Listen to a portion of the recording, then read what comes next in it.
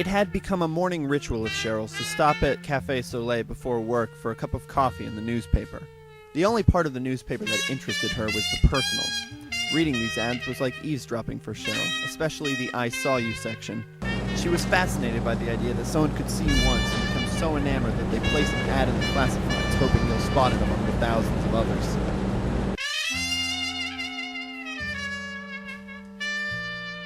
She liked to study the brief lines and imagine the people and circumstances involved. You, short with a white hat and striped scarf, passing by the Riverwalk. You looked cold. I wish I could have warmed you up. You, curly brown hair, brown jacket, sitting on your front steps, reading The Watchman. Could I be your silk spectre? You, short brown hair, brown coat, sitting in the Café Soleil, sipping coffee, reading the newspaper. Wish I said hi.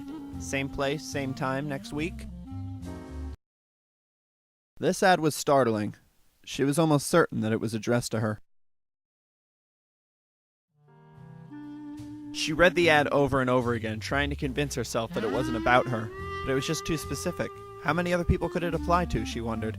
She completely forgot about work as her mind raced.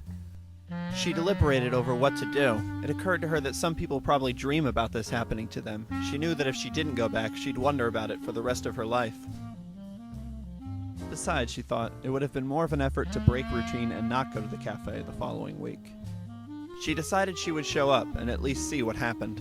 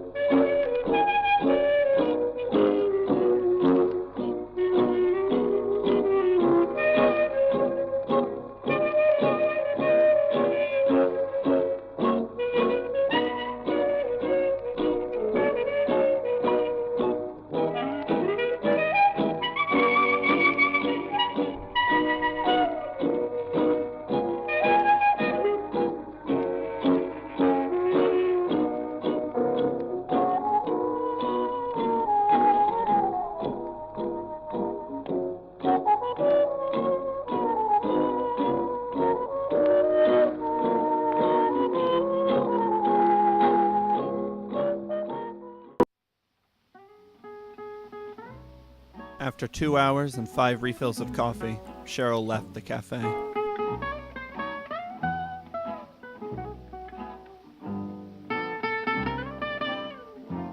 She imagined that the person that placed the ad was in fact in the cafe, that he had shown up, but after getting a better look at her, decided to retain his anonymity.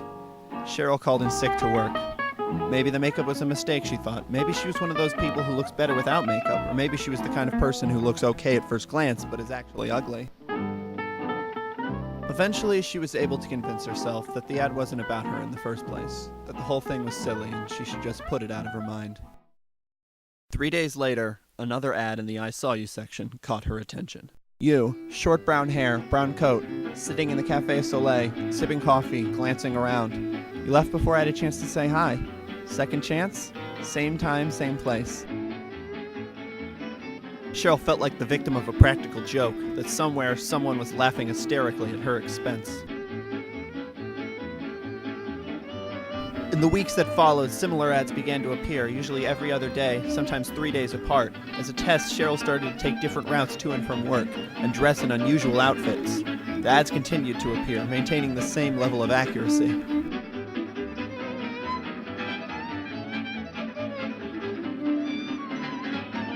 Cheryl started to carry a small notebook with her, jotting down brief descriptions of people in restaurants, on the bus, anywhere she went. She kept an eye out for any recurring facts, the connecting thread that eluded her.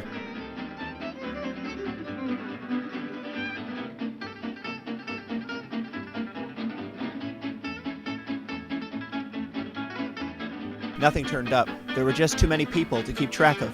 Too many men in suits, too many women in sweatshirts, too many college kids with black hair and brown eyes.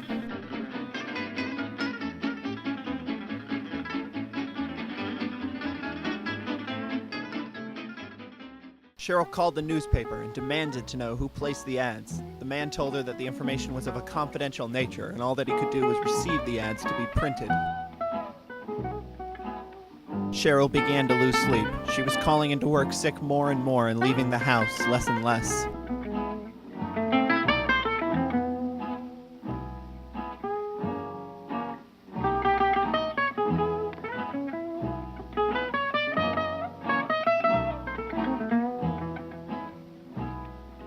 Not knowing what else to do, Cheryl simply stopped reading the newspaper altogether.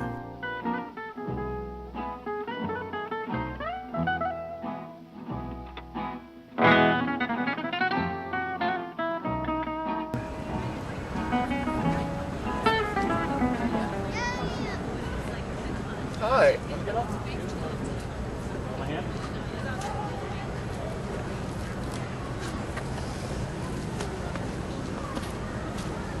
Bitch.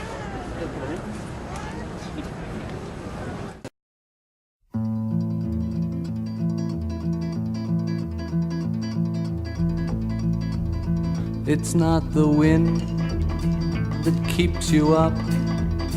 It's not the snow. It's not the moon coming like a headlight through your window. It's not the thumbnail of a screen that scrapes away your dream. It's just this man taking what he needs from the storeroom. It's not the news of burning towns that ruins your mind like a spool you turn